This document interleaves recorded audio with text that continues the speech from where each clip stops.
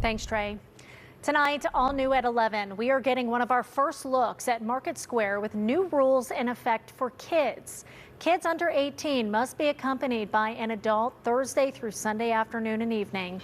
KDKA's Ricky Sayer is live in Market Square with what he has seen and heard so far. Ricky.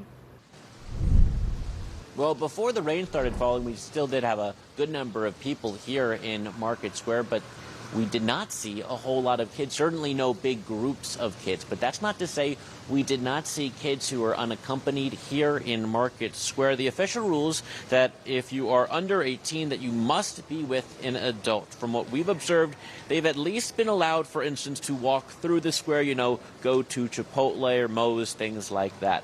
What we've seen is security and officers approach some teenagers who are lingering in and around the square. It roughly tracks with what I heard from Vaughn Madden. He's the founder of AIM, an outreach group here in the square. He said the last few days have gone well.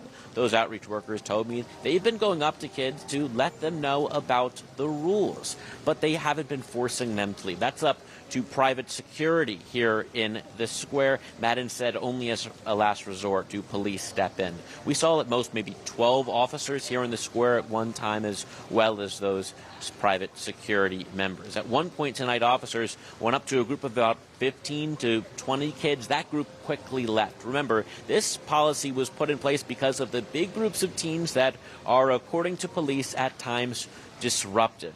Reaction to the policy has been mixed. Here's some of what we heard tonight.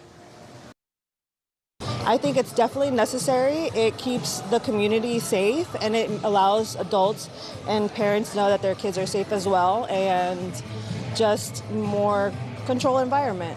It's really nice to be able to come out and see other kids enjoy without having a lot of yelling just everywhere.